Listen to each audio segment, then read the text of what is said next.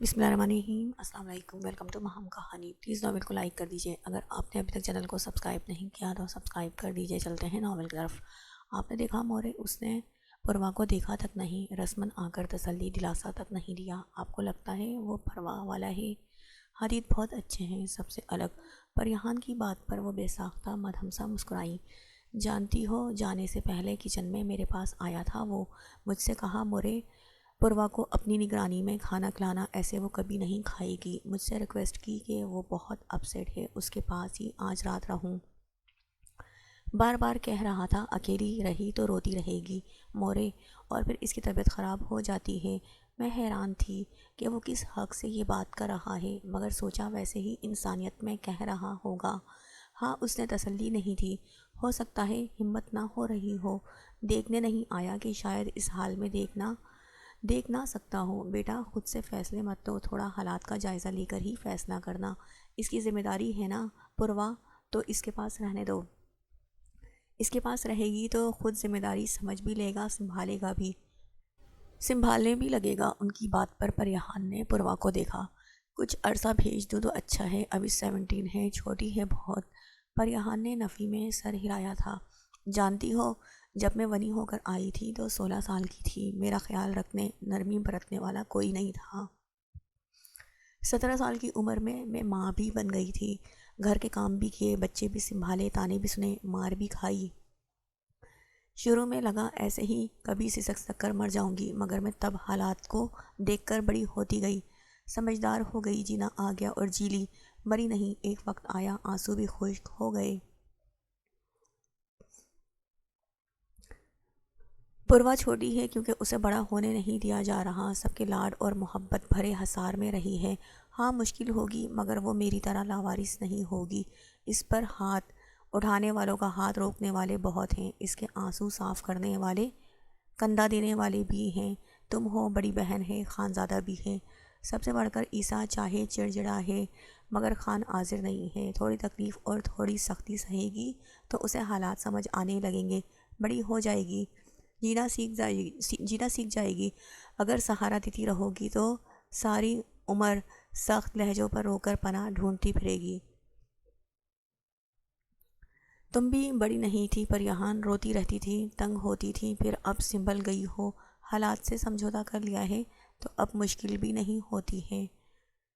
میری باتوں کو سوچنا اور ابھی جا کر سو جاؤ، بہت دیر ہو گئی ہے، تمہاری حالت ایسی ہے تھک جاؤ گی۔ گل جان بات مکمل کر کے اٹھی اور بستر پر جا کر سوتی پروا کو اپنے پاس کر گئی۔ ممتا بھرا نرم گرم لمس محسوس کرتے ہی پروا ان سے لپٹ کر سو گئی۔ پریحان پرسوچ نظروں سے انہیں دیکھتی خاموشی سے باہر نکلی اور دبے پاؤں دوسرے کمرے میں پہنچی۔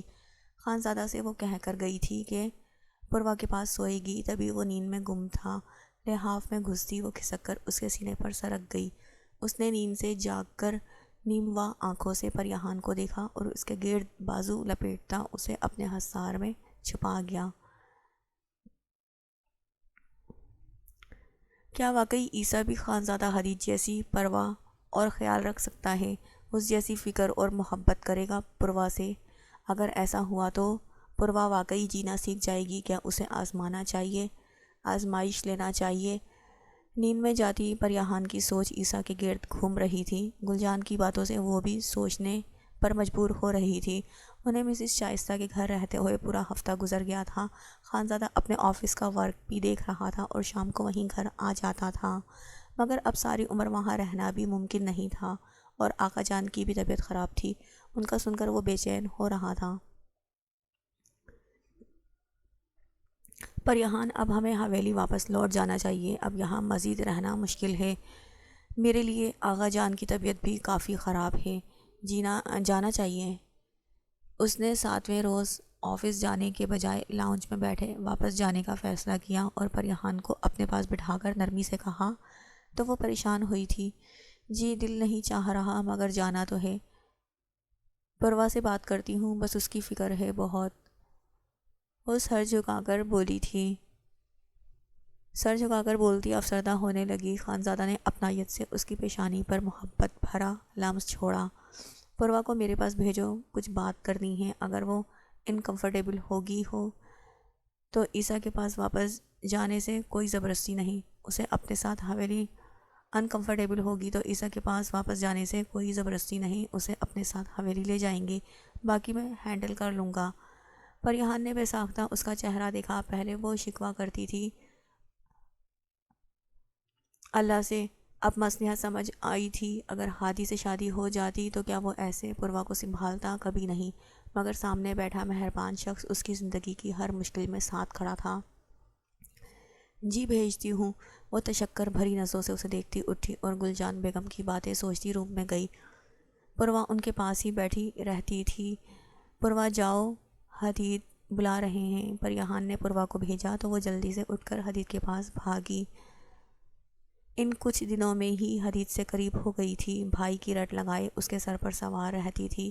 پریان وہیں گل جان کے پاس بیٹھ گئی۔ مورے گل، آج ہم حویلی کے لیے نکلیں گے۔ آپ نے اس تمام وقت میں جیسے ہمیں سنبھالا ہے، ہم دونوں ایک دوسرے کو ویسا کبھی نہ سنبھال پاتی۔ وہ تشکر سے بولتی ان کا ہاتھ تھام کر لبوں سے لگا گئی تھی۔ بچوں کو سنبھالنا ماؤں کا فرض ہوتا ہے بیٹا۔ مورے کیا؟ وہ نرمی سے مسکرا کر بولتی۔ مورے کہاں؟ وہ نرمی سے مسکرا کر بولتی۔ ان کا گال تھپ تھپا کر بات ختم کر گئیں۔ پروا لاؤنج میں حدید کے پاس جا کر بیٹھی۔ وہ ہاتھ میں پروا کا پاسپورٹ اور ٹکٹ تھامے سوچ میں گم تھا۔ پریان کی ضد پر اس نے کینیڈا سے پیرس شفٹ ہو چکی پریسا کے پاس پروا کو بھیجنے کا سوچ لیا تھا۔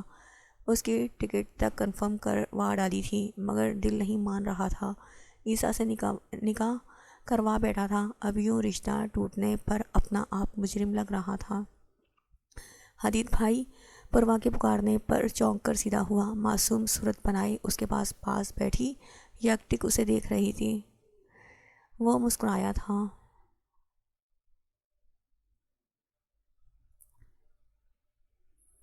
پروا، ایک بات پوچھنی ہے، سچ سچ بتانا، عیسیٰ کیسا لگتا ہے تمہیں؟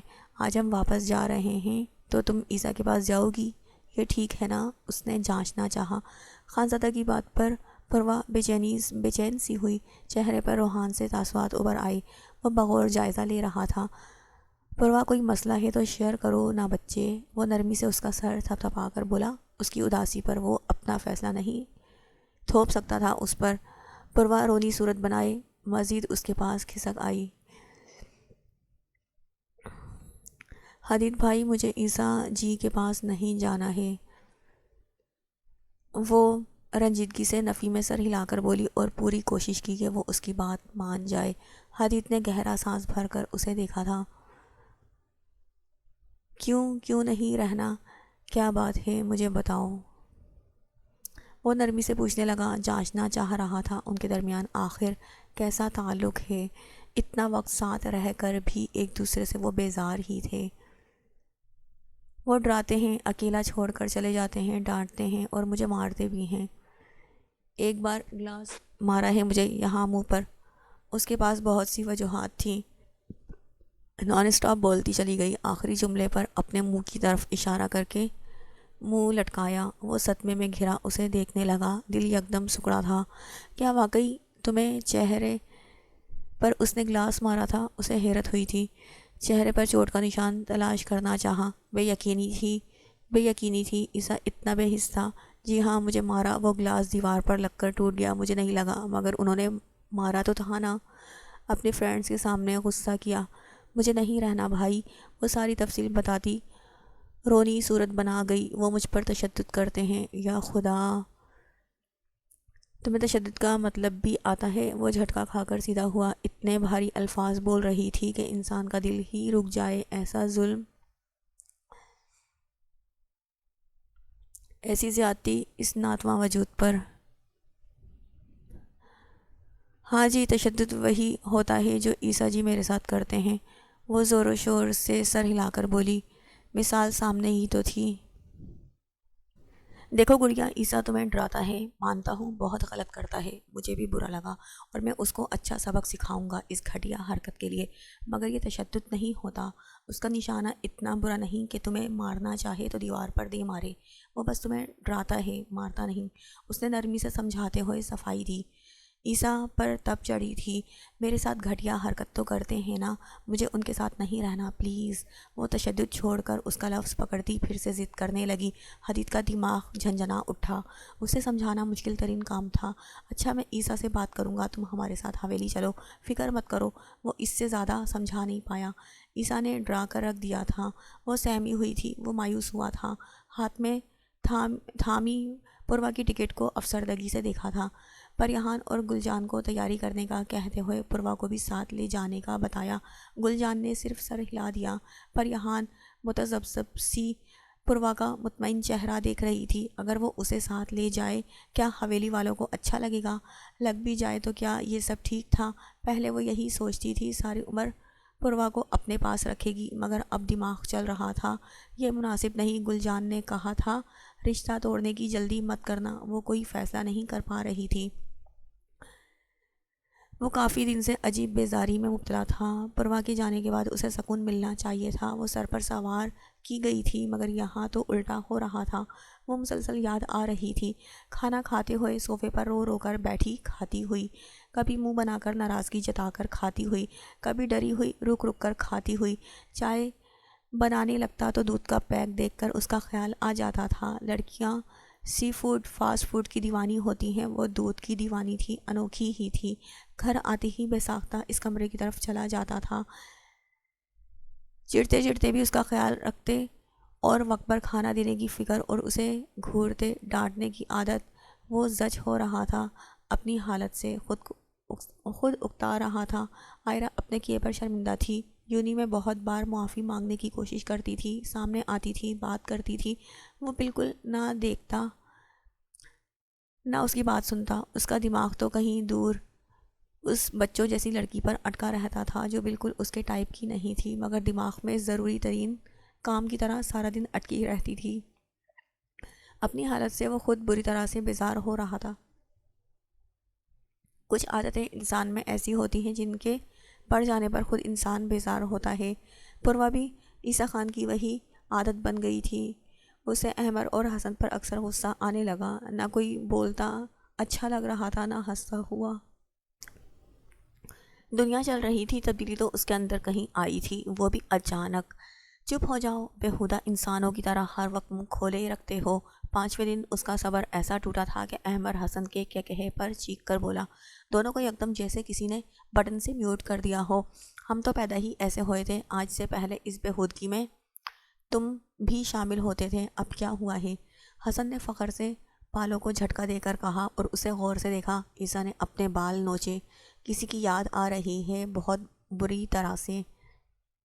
وہ بے بسی سے بولا۔ احمر اور حسن نے ہونکوں کی طرح ایک دوسرے کو دیکھا اور پھر آنکھیں چمک اٹھیں۔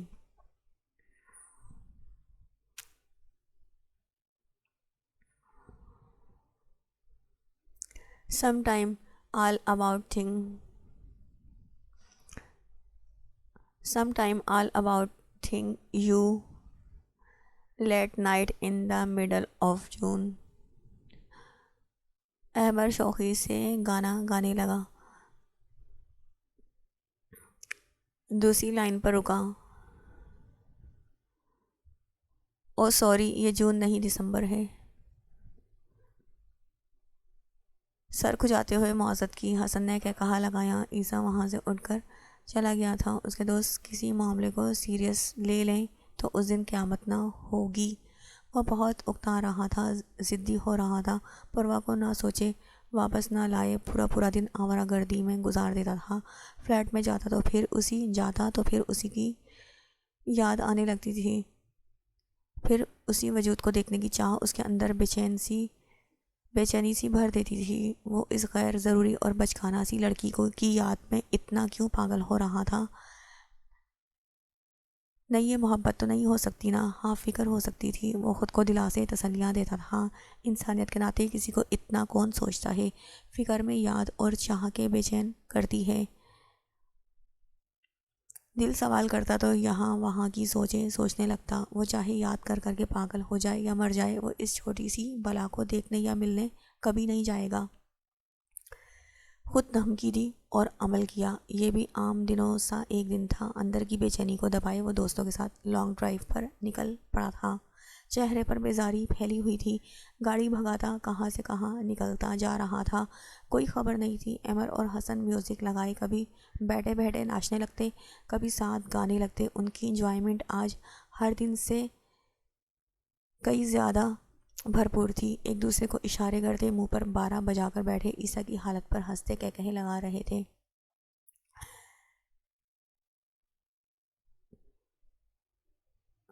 اور عیسیٰ کسی نازک وجود کی صرف یادوں کے سامنے ہارے، اور ہار بھی نہایت مرنے والی سی تھی۔ ایسے انسان کی اداس صورت دیکھنے کا جو مزہ تھا، احمد حسن سے کوئی پوچھتا جن کو گویا دنیا کا خزانہ مل ہی گیا تھا۔ دن ڈھل رہا تھا، وہ شہر سے دور نکل آئے تھے جب عیسیٰ کو خانزادہ کی کال آئی۔ اس نے جھٹکے سے گاڑی سے کال اٹھا کر موبائل کان سے لگایا۔ حویلی جا رہے ہیں ہم، میں چاہتا ہوں پریہان اور مورے گل کے ساتھ ساتھ پروا کو بھی لے جاؤں۔ سنا ہے اسے ڈرا کر اپنی مردانگی دکھاتے رہے ہو۔ مبارک ہو، ظاہر ہے تم نے موسیٰ سے پیچھے کہاں رہنا تھا۔ تمہیں تو آمنہ کا بھی یہی لگتا تھا کہ اسے محبت راس نہیں تھی، اسی لیے تمہارے بھائی کو دھوکہ دیا۔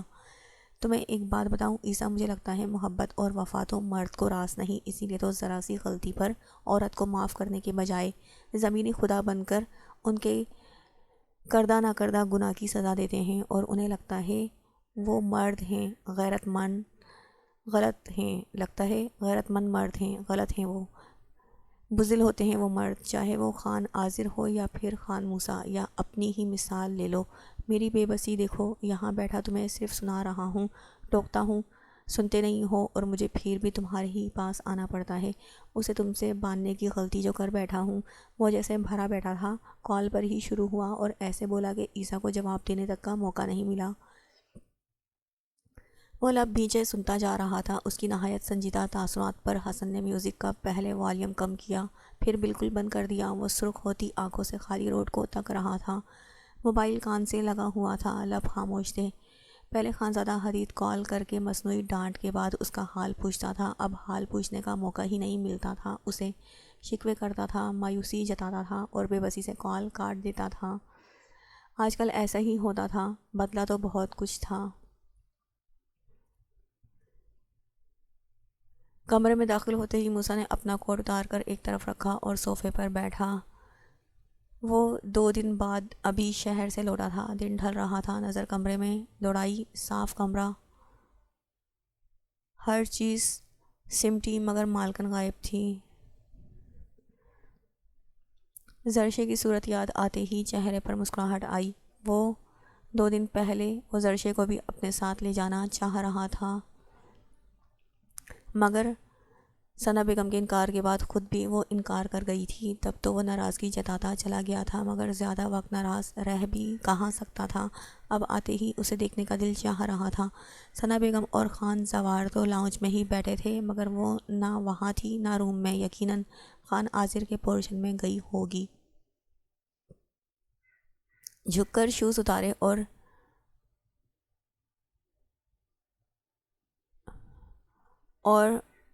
ڈریس اٹھا کر چینج کرنے چلا گیا۔ زرشے کو ثنا بیگم نے ملازم کے ہاتھ پیغام بھیجا تو وہ فوری آ گئی۔ ثنا بیگم نے تیکھی نظروں سے اسے گھورا تھا۔ موسیٰ آ گیا ہے، چائے بنا لے جاؤ، پانی بھی لے جانا، اور سنو خبردار جو اس کے آتے ہی گلے شکوے کیے، مجھے خوب پتہ ہے اس کے ساتھ شہر نہ جانے کا غم ابھی تک ستا رہا ہوگا تمہیں۔ میں منع نہ کرتی تو تم چلی جاتی، لیکن رکنا پڑ گیا۔ کچن میں اسے بھیجتے ہی ساتھ میں سنایا۔ زرشے سر جھکا گئی تھی۔ خان زوار آغا جان کو دیکھنے جا چکے تھے اور موسیٰ روم میں تھا، تبھی موقع سے فائدہ اٹھا کر انہوں نے اسے باتیں سنائی تھیں۔ ثنا بیگم کا سرد رویہ اس کی سمجھ سے باہر تھا۔ پہلے تو وہ حویلی والوں سے ڈر کی وجہ سے چھپی ہی رہتی تھی۔ بی جان اور داور یاور کے علاوہ خانزادہ ہی تھا جو خود پاس بلا کر بات کرتا تھا، پیار جتاتا تھا۔ اب موسیٰ سے شادی ہونے کے بعد سے وہ اکثر ہی ثنا بیگم کے ہتھے چڑھی رہتی تھی۔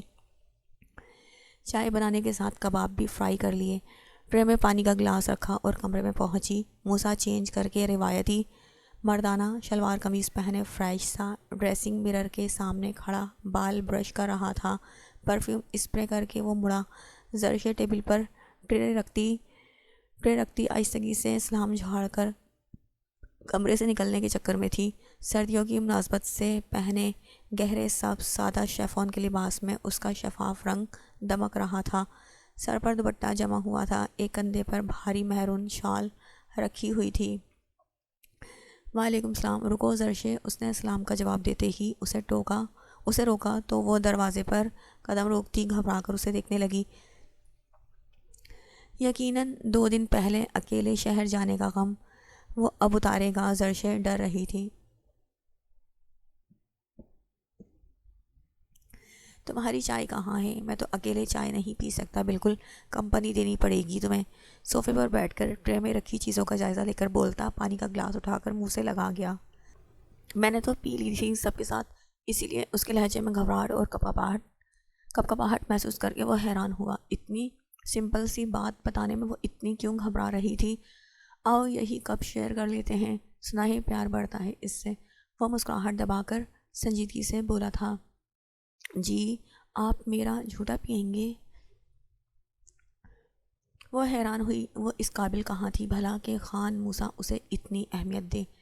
موسیٰ اس کے سوال پر ابرو چڑھاتا اسے گھورنے لگا، ٹانگ پر ٹانگ چڑھا کر صوفے کی پشت سے ٹیک لگاتے ہوئے ہاتھ اس کی طرف بڑھایا۔ زرشے اس کا اشارہ سمجھ کر جھجک زدہ سی اس کی طرف ہاتھ بڑھا کر اپنا نازک ہاتھ اس کے ہاتھ پر رکھ گئی۔ تم جتنی محبت اور توجہ ڈیزرو کرتی ہو شاید میں تو ساری عمر لگا کر بھی نہ دے پاؤں۔ خود کو اب احساس کمتری سے باہر نکالو۔ گلجان جیسی عظیم ماں کی بیٹی ہو، ان کی بیٹی ہونا فخر کی بات ہے، نہ کہ شرمندگی کی۔ تم ایسی چھپتی پھرتی ہو۔ اس کا ہاتھ لبوں تک لے جا کر نرمی سے چھوا اور اپنے پاس بٹھا کر سنجیدگی سے بولا۔ زرشے سر اٹھائے اسے دیکھنے لگی تھی۔ مجھے مورے سے محبت ہے، ان کی بیٹی ہونے پر شرمندہ نہیں۔ وہ بے ساختہ صفائی دینے لگی تھی۔ اور ان کے داماد کے بارے میں کیا خیال ہے؟ میں بھی کافی اچھا ہوں یار۔ اس کی کمر کے گرد بازو پھیلاتا یکدم اپنی طرف کھینچ کر وہ شوخی سے بولا۔ اس کے سینے پر ہاتھ ٹکا کر خود کو سنبھالتی زرشے کا دل اچھل کر حلق تک آ گیا۔ چہرہ ایسے سرخ ہوا جیسے کوئی رنگ گھول دیا گیا ہو۔ موسیٰ دلچسپی سے اس کے شرمانے کا منظر دیکھتا بے اختیار جھکا، مگر وہ پھرتی سے اس کے سینے میں چہرہ چھپا گئی۔ چلو چائے پیتے ہیں۔ وہ منہ بسور کر چائے کا کپ اٹھاتا اس کے سامنے کر گیا۔ زرشے سنبھل کر پیچھے ہوتی۔ موسیٰ نے کپ اس کے قریب کر کے پینے کا اشارہ دیا۔ وہ سٹ پڑاتی ہوئی سی پیچھے ہوئی تھی۔ کباب کھلاؤ مجھے، اور مجھے لوفر یا بیہودہ ٹائپ مرد مت سمجھنا، اوکے؟ تم میری بیوی ہو اور ہمارے درمیان کوئی برتر یا کمتر نہیں، ہم برابر ہیں۔ تم میں کوئی کمی نہیں، مکمل اور بہترین ہو۔ ہاں مجھ میں کوئی کمی دیکھو تو مجھے کھل کر کہہ دینا۔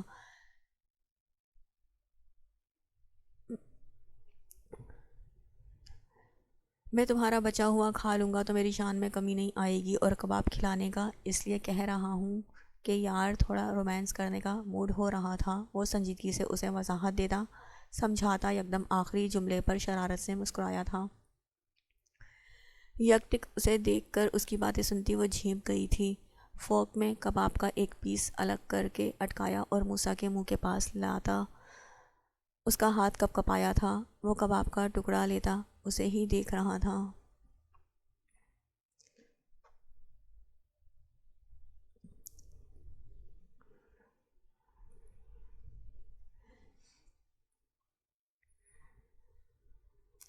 زرشی کی نظر اس کے ہاتھ میں موجود کپ پر گئی۔ وہ پھر سے کیوں نہیں پلا رہا تھا؟ وہ جیسے منتظر سی ہوئی تھی۔ کیا بات ہے، اور چائے پینی ہے؟ اس کی نظر کے تعاقب میں دیکھ کر وہ اسے بے ساختہ بولا تھا اور ہنسا تھا۔ نہیں ایسی بات نہیں ہے۔ زرشی شرمندہ سی ہوئی تھی۔ یار پی لو، مسئلہ نہیں، بس میں نے سوچا زبردستی نہ پلاؤں، ایسا نہ ہو رات کا کھانا نہ کھا سکو تم۔ اس نے کپ اس کی طرف بڑھا کر ہنستے ہوئے وضاحت دی۔ زرشے نفی میں سر ہلا کر پیچھے ہوئی۔ اسے اس وقت وہ بہت معصوم لگ رہی تھی۔ وہ کپ رکھ کر اس کے ایک گال پر ہاتھ رکھ کر جھکا اور دوسرے گال پر لب رکھ دیے تھے۔ زرشے نے اس کے تپتے لمس پر شرم سے آنکھیں میچی تھیں۔ وہ پیچھے ہوا تو وہ سرخ چہرہ لیے گھبرائی ہوئی بیٹھی تھی۔ کباب اچھے سے بنائے ہیں، چائے بھی بہت اچھی ہے، اور اس آخری مہربانی کا تو بہت زیادہ شکریہ۔ وہ مسکرا کر اس کے گال کی طرف اشارہ کرتا بول رہا تھا۔ زرشیں سر جھکا گئی، چہرے پر کچھ وقت پہلے والی گھبراہٹ اور پریشانی کی جگہ اب شرمیلی مسکان نے لے لی تھی۔ وہ چائے کے باقی گھونٹ بھرتا اسی کو دیکھ رہا تھا۔ وجود میں سرشاری سی بھر آئی تھی۔ پریان تو حویلی پہنچتے ہی اپنے کمرے میں بستر پر دراز ایسے تھکن زدہ ہو رہی تھی جیسے چل کر یہاں تک آئی ہو۔ خانزادہ قمیص شلوار پہنے، کندھوں پر شال رکھ کر پرفیوم اسپرے کرتا مرر سے اسے دیکھتا ہنس پڑا تھا۔ آئی ایم سوری میری جان، پورا راستہ تمہیں چلا کر لایا ہوں، اتنا تھکا دیا میں نے تمہیں۔ وہ بظاہر سنجیدگی سجائے شرارتی آنکھوں سے اسے دیکھ بول رہا تھا۔ اسے گھورا اس نے۔ وہی لیٹے لیٹے کروٹ بدل کر طنز کر رہے ہیں نا؟ آپ کو کیا پتہ کتنا تھک جاتی ہوں، حویلی آتے آتے دنیا کے دوسرے کونے میں آپ لوگ رہتے ہیں۔ وہ منہ بنا کر بولتی جا رہی تھی۔ وہ ہنسی دبا گیا۔ مزید ہنستا تو مزید ناراض ہو جاتی وہ۔ مجھے سب پتہ ہے، نظر بھی آتا ہے کتنا تھک جاتی ہو، میں واقعی حیران ہوتا ہوں، اتنا بھی دور نہیں ہے، ہم ڈیلی سفر کرتے ہیں، تم اتنا کیوں تھک جاتی ہو؟ وہ اس کے پاس آ کر بیٹھتا، بال سمیٹ کر گال سہلانے لگا۔ وہ کھسک کر اس کے مزید قریب ہوتی، سر اس کی گود میں رکھ گئی، اس کا ہاتھ اپنے گال سے ہٹا کر سر پر رکھا اور آنکھیں ٹپ ٹپا کر اسے دیکھا۔ وہ بے ساختہ ہنس پڑا۔ عجیب شوق تھا پریان کا، ہر وقت سر دبوانے کا شوق چڑھ جاتا تھا۔ آپ کو نظر نہیں آتا پھر بھی پرواہ نہیں ہوتی، آپ کو نظر آتا ہے پھر بھی پرواہ نہیں ہوتی، تھک جاتی ہوں پھر بھی آپ کو کیا فرق پڑتا ہے؟ آپ کو پتہ ہے ہماری مما جب ہاسپٹل سے تھک کر آتی تھی، کبھی کبھی ان کا سر درد کرتا تھا تو بابا خود سر دباتے تھے اور ان کو چائے بنا کر دیتے تھے۔ وہ اس کا ہاتھ سر سے ہٹانے پر منہ بسور کر اسے بتانے لگی۔ ہر لڑکی کی طرح اس کے بھی ماں باپ اس کے آئیڈیل تھے۔ وہ ان جیسی انڈرسٹینڈنگ خانزادہ کے ساتھ ڈیولپ کرنا چاہ رہی تھی۔ خانزادہ اس کے بازوؤں سے پکڑ کر کھینچتے ہوئے اٹھا کر سینے سے لگاتا، خود میں بھینچ گیا۔ مجھے آغا جان سے جا کر ملنا ہے، ان کی طبیعت خراب ہے، اپنی کیوٹ سی وائف کی خدمت واپس آ کر کروں گا۔ اس نے معذرت کی اور اس کے چہرے پر محبت بھرے لمس کی بارش کر دی۔ اسے واپس تکیے پر لٹایا۔ پریان بکھری سانسیں بحال کرتی سرخ ہوتا چہرہ چھپا گئی۔ فرمائش کر کے ہی پچھتائی تھی وہ۔ اس کی شرمیلی ادا پر ہنستا اٹھ کر کمرے سے باہر نکل گیا۔ آغا جان سے ملنے ان کے کمرے میں پہنچا تو وہ میڈیسن لے کر سوئے ہوئے تھے۔ خان عاذر اور خان زوار پاس بیٹھے تھے۔ پریشان وہ آگے بڑھا۔ ان کی طبیعت کیوں اچانک خراب رہنے لگی ہے؟ فکر مندی سے ان کے پاس بیٹھ کر باپ سے سوال کیا۔ کچھ دن پہلے بہروز خان کا پتہ چلا ہے، سنا ہے کافی خون خرابہ اور دھوکے بازیاں کرتا رہا ہے۔ خان عاذر نے دھیمی آواز میں بتایا تو وہ چونکا اور گہرا سانس بھرا۔ یعنی حقیقت آغا جان اور حویلی والوں کو پتہ چل گئی تھی۔ پرانی دوستی جس میں خود سے بڑھ کر دوست پر اعتبار کیا تھا، اس کا اصل روپ سامنے آیا تھا۔ تکلیف تو ہونی تھی۔ کیا واقعی بہروز خان دھوکہ دے رہا تھا ہمیں؟ یقین نہیں آ رہا مجھے، ہم پاگل بنتے رہے اور حاکم خٹک ہمیں بناتا رہا۔ خان زوار تعصب سے بول رہے تھے۔ پولیس کی انویسٹیگیشن کے مطابق جی ہاں دھوکہ دے رہا تھا، اور آج سے نہیں تب سے جب ہمارے چچا ارباز خان کا قتل ہوا تھا۔ آپ لوگوں نے معاملے کی تہہ میں جانے کے بجائے جو نظر آیا یقین کر لیا۔ ارباز خان کو گولی یعقوب خٹک کے پسٹل سے نہیں، بہروز خان کے بندے پرویز خان کی بندوق سے لگی تھی۔ آپ لوگوں کی وجہ سے اتنے عرصے سے یعقوب خٹک علاقہ بدر رہے، بیوی بچوں کے ساتھ شہر میں رہے، کم عمر گلجان کو ونی میں لا کر جانوروں سے بدتر سلوک کیا، اور اب اسی جذباتی پن سے یاور لالا نے یعقوب لالا کے بیٹے کو گولی مار دی۔ پورے علاقے کے ہر معاملے میں سمجھداری سے فیصلہ کرنے والے سرداروں کے گھرانے نے اپنی زندگی میں ہر موقع پر کم عقلی کا مظاہرہ کیا۔ وہ تعصب سے بولتا چلا گیا۔ خان زوار اور خان عاذر شاکڈ سے بیٹھے تھے۔ وہ سر جھٹک کر وہاں سے اٹھا، دروازہ کھولا تو چونک گیا۔ سامنے خان عاذر اور خان زوار کے لیے چائے لے کر آئی گلجان بیگم، لٹھے کے مانند سفید چہرہ لیے ساکھ تھی۔ مورے گل، خانزادہ نے خفت سے کہہ کر ان کی طرف قدم بڑھائے۔ اس کی پکار پر خان عاذر اور زوار نے بھی پلٹ کر دیکھا۔ خان عاذر اپنے سامنے گلجان کو دیکھ کر شرمندگی سے زمین میں گڑ گئے تھے۔ عیسیٰ لب بھینچے سنتا جا رہا تھا۔ اس کی نہایت سنجیدہ تاثرات پر حسن نے میوزک کا پہلے والیوم کم کیا، پھر بالکل بند کر دیا۔ وہ سرخ ہوتی آنکھوں سے خالی روڈ کو تک رہا تھا، موبائل کان سے لگا ہوا تھا، لب خاموش تھے۔ احمد اور حسن سانس روکے بیٹھے تھے۔ بہرحال میں اپنی غلطی جلد سدھار لوں گا، لیکن فی الحال پریہان چاہتی ہے پوروا کو تمہارے پاس ہی چھوڑنا چاہیے۔ خانزادہ کی بات پر وہ چونکا تھا۔ میں جانتا ہوں تم رشتہ نہیں رکھنا چاہتے، پھر بھی گلجان اور پریہان کی تسلی کے لیے یہ کر رہا ہوں۔ میں اسے تمہارے فلیٹ پر چھوڑے جا رہا ہوں، اور یقین کرو عیسیٰ، میں بہت ڈسٹرب ہوں اور وہ خود بھی ڈری ہوئی ہے۔ اگر اتنا بھی برداشت نہ کرو تو بس مجھے ایک کال کر دینا، کوئی گلہ نہیں کروں گا، اسے ریسیو کر لوں گا۔ بس ایک التجا کرتا ہوں، جب تک وہ وہاں ہے اسے ہاتھ مت لگانا، اب نہ ہی قریب جانا، خود کو آزاد سمجھو، تمہاری مشکل جلد آسان کر دوں گا۔ آج جلدی لوٹ آنا گھر۔ خانزادہ نے بات ختم کر کے آخر میں نرمی سے کہا اور کال کاٹ دی۔ عیسیٰ کا یکدم دماغ جاگا تھا، آنکھیں چمک اٹھی تھیں۔ ڈھلتی شام کو دیکھ کر تیزی سے گاڑی سٹارٹ کی۔ کیا ہوا یار، سب ٹھیک تو ہے نا؟ احمد نے تفکر سے پوچھا تو وہ مسکرا کر اس بات میں سر ہلا گیا۔ موڈ یکدم اچھا ہو گیا تھا، چہرہ بھی کھل اٹھا تھا۔ پوری رفتار سے ریش ڈرائیو کرتا واپس شہر پہنچا تھا۔ روڈ پر ایک جانب احمد اور حسن کو جانا تھا، جبکہ دوسری جانب عیسیٰ کے اپارٹمنٹ کی بلڈنگ تھی۔ اس نے اپنے اپارٹمنٹ کی طرف گاڑی موڑ کر روک دی۔ اب بائے بائے، مجھے جلدی پہنچنا ہے، ٹیکسی کر لو یا کریم منگوا دینا۔ عیسیٰ کی بات پر ان دونوں کا ماتھا ٹھنکا، اس کا چمکتا چہرہ دیکھا لگتا ہے بھابھی گھر آ گئی ہیں، تبھی لشکاریں مار رہا ہے، بیہودہ بے وفا، دوستوں کے ساتھ کیسے منہ پر بارہ بجا کر رکھتا ہے، ہم کنواروں کی آہ لگے گی دیکھنا۔ وہ دونوں بکتے جھکتے اتر گئے۔ عیسیٰ ٹھٹائی سے ہنستا گاڑی آگے بڑھا گیا تھا۔ اپارٹمنٹ میں اندھیرا تھا، پہنچا تو ہمیشہ کی طرح رات ہو چکی تھی۔ وہ سیدھا پوروا کے روم میں گیا۔ وہ اپنے مخصوص انداز میں آڑی ترچھی بے ترتیب سے سوئی ہوئی تھی، لحافی بے ترتیب سا خود پر ڈالا ہوا تھا۔ او لالا، آپ کو لگتا ہے آپ کہیں گے اور میں قریب نہیں جاؤں گا؟ آج تو میں اپنی بلی کے قریب ضرور جاؤں گا۔ وہ زیر لب بڑبڑاتا مسکرا کر جیکٹ اتار کر ایک طرف پھینک چکا تھا۔ اس کے پاس پہنچا، خود کو چاہے دھمکایا تھا، روکا تھا، مگر اسے سامنے دیکھ کر جو سکون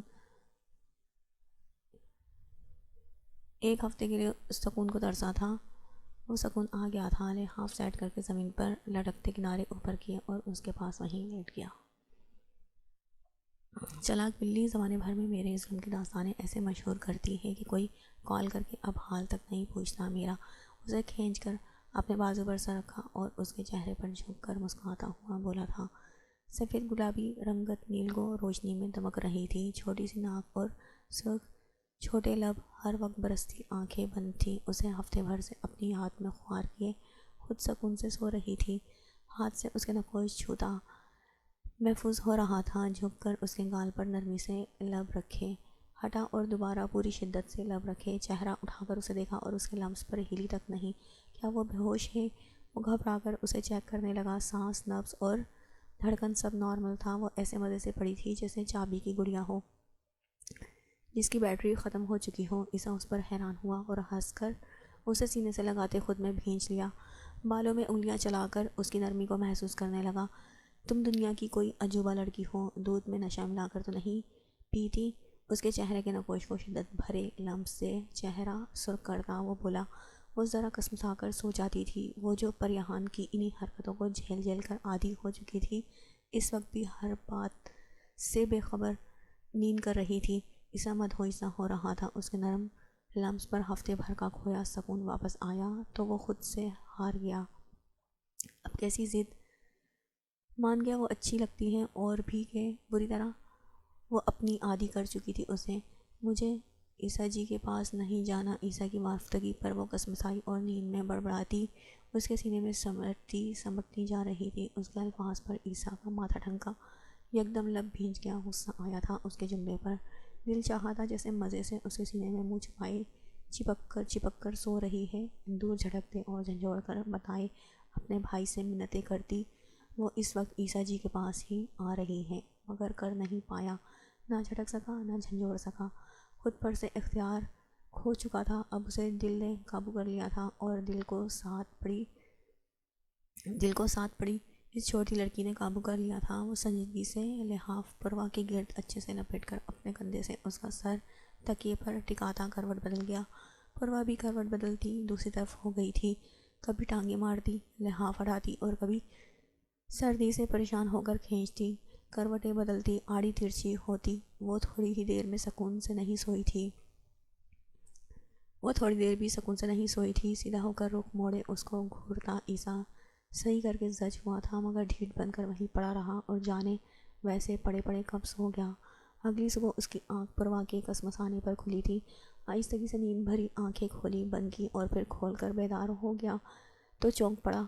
پروا کی پشت سینے سے لگائے وہ سو رہا تھا، ایک کندھے پر اس کا سر تھا اور اس بازو کو ترچھا کر کے اس نے پروا کے چہرے کے قریب رکھا۔ اس کا ہاتھ تھاما ہوا تھا، جبکہ دوسرا بازو اس کے اوپر سے گزار کر دوسرے ہاتھ بھی وہ مضبوطی سے تھاما ہوا تھا۔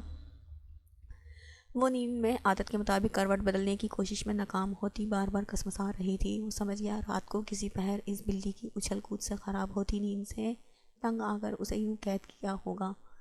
بے ساختہ اس قیدی کی بے چارگی پر ہنسی آئی تھی۔ ایک بار خود میں بھیج کر سر چوما اور آزاد کردہ الگ ہوا۔ اسے سوتا ہوا چھوڑ کر کمرے سے نکلا۔ اپنے کمرے میں جا کر وہ فریش ہونے چلا گیا۔ وہاں پروا آزاد ہوتے ہی بستر پر پھر سے کروٹیں بدلتی، لحاف اتارتی، اوڑھتی سکون سے سو گئی۔ گل جان بیڈ پر لیٹی تھی، خاموش ساکت نظریں چھت پر ٹکی ہوئی تھیں۔ ان کا بی پی بہت ہائی ہو گیا تھا۔ زرشے ایک طرف بیٹھی ان کی حالت پر فکر مند تھی۔ داور صوفے پر بیٹھا تھا، یاور ایک طرف کھڑا تھا۔ خانزادہ ڈاکٹر کو باہر چھوڑ کر روم میں آیا اور ان کے پاس بیڈ پر بیٹھتا ان کا ہاتھ تھام گیا۔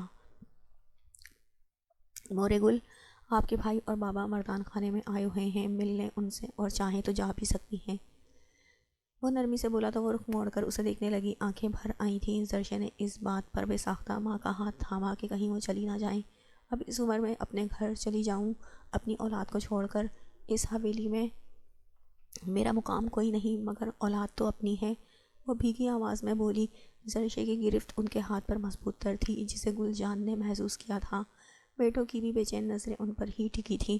وہ پہلے بھائی کے لیے قربانی دے سکتی تھی تو وہ تو پھر اولاد تھی، کیسے چھوڑ کر چلی جاتی؟ خانزادہ نے گہرا سانس بھرا۔ مورے گل، آپ کا یہاں وہی مقام ہے جو مورے اور ثنا چچی کا ہے۔ پہلے کی بات الگ تھی، اب آپ پر کوئی ہاتھ نہیں اٹھائے گا۔ آپ یہاں رہیں گی اور پورے حق سے رہیں گی۔ میں آپ کو ملنے کے لیے بھیجنا چاہ رہا تھا۔ اپنے گھر والوں کے پاس جائیں، ان سے ملیں، کچھ دن رہیں اور جب چاہیں واپس آ جائیں۔ وہ نرمی سے بول کر ان کے ہاتھ لبوں سے لگا گیا۔ ان کی عمر کا ایک بڑا حصہ ناکردہ گناہ کی سزا جھیلنے میں گزرا تھا، رائے گا گیا تھا۔ ان کی روح پر لگے زخموں پر اب کوئی مرہم نہیں لگا سکتا تھا، مگر ازالہ کرنے کی ایک چھوٹی سی کوشش کر رہا تھا۔ وہ ان کے باپ اور بھائی کو بلوا کر ملانا چاہتا تھا۔ مورے، آپ جا کر نانا جان سے مل لیں اور جانا چاہیں تو چلی جائیں۔ خانزادہ ٹھیک کہہ رہا ہے، اب کوئی آپ کو روک نہیں سکتا۔ اب تو بالکل نہیں، خانداور نے بھی سنجیدگی سے کہا۔ گل جان ایسے کمزور ہو رہی تھی جیسے آج ہی زندگی کا آخری دن ہو، جیسے عمر بھر کی تھکن آج وجود میں اتر آئی تھی۔ خانداور انہیں سہارا دے کر اٹھا رہا تھا۔ خان یاور جو اپنے نانا اور ماموں سے برا برتاؤ کرتا رہا تھا، آج شرمندگی سے سر جھکائے کھڑا تھا۔ آپ بھی جائیں لالا، آپ معافی مانگنا چاہتے ہیں تو مانگ لیں۔ معافی وقت پر مانگی جائے تو قابل قبول ہے، وقت گزر جائے تو معافی بس بہانہ لگتی ہے۔ خانزادہ نے آہستگی سے خان یاور کے کندھے پر ہاتھ رکھ کر کہا تو وہ لب کچلتا کمرے سے نکلا۔ زرشے جاؤ، مورے گل کے ساتھ تم بھی مل لو سب سے۔